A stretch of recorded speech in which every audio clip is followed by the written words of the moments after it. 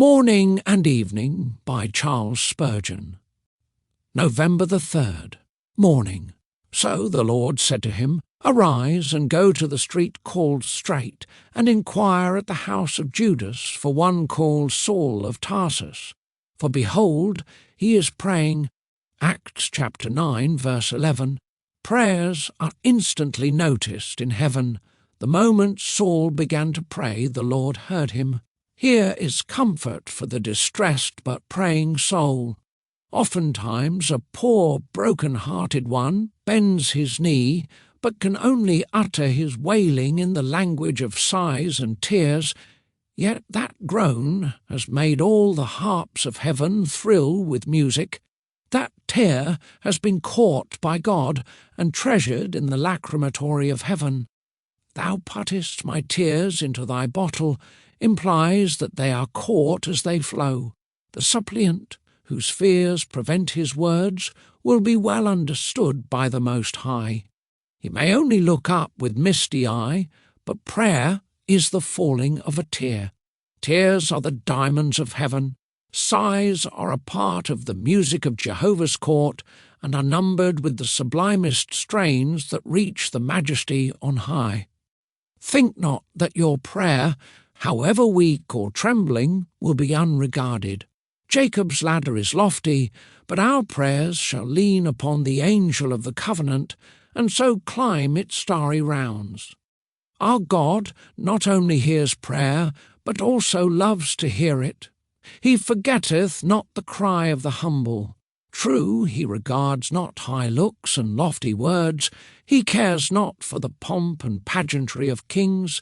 He listens not to the swell of martial music. He regards not the triumph and pride of man, but wherever there is a heart big with sorrow, or a lip quivering with agony, or a deep groan, or a penitential sigh, the heart of Jehovah is open.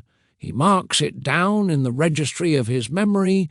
He puts our prayers, like rose leaves, between the pages of his book of remembrance, and when the volume is opened at last, there shall be a precious fragrance springing up therefrom. Faith asks no signal from the skies, to show that prayers accepted rise. Our priest is in his holy place, and answers from the throne of grace. November the 3rd. Evening. Then the priests, the Levites, arose and blessed the people, and their voice was heard, and their prayer came up to his holy dwelling place, to heaven. 2 Chronicles chapter 30, verse 27.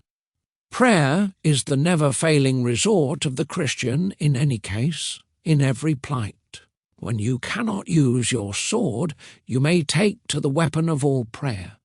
Your powder may be damp, your bowstring may be relaxed, but the weapon of all prayer need never be out of order. Leviathan laughs at the javelin, but he trembles at prayer. Sword and spear need furbishing, but prayer never rusts, and when we think it most blunt, it cuts the best. Prayer is an open door which none can shut.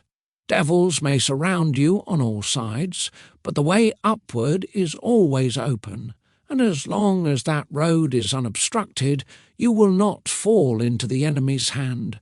We can never be taken by blockade, escalade, mine, or storm, so long as heavenly succours can come down to us by Jacob's ladder to relieve us in the time of our necessities. Prayer is never out of season. In summer and in winter, its merchandise is precious. Prayer gains audience with heaven in the dead of night, in the midst of business, in the heat of noonday, in the shades of evening. In every condition, whether of poverty or sickness or obscurity or slander or doubt, your covenant God will welcome your prayer and answer it from his holy place. Nor is prayer ever futile. True prayer is evermore true power. You may not always get what you ask, but you shall always have your real wants supplied. When God does not answer his children according to the letter, he does so according to the Spirit. If thou askest for coarse meal, wilt thou be angered because he gives thee the finest flour? If thou seekest bodily health, shouldst thou complain if instead thereof he makes thy sickness turn to the healing of spiritual maladies? Is it not better to have the cross sanctified than removed? This evening, my soul, forget not to offer thy petition and request, for the Lord is ready to grant thee thy desires. May your heart rest today in the grace and nearness of Jesus Christ. Thank you for listening.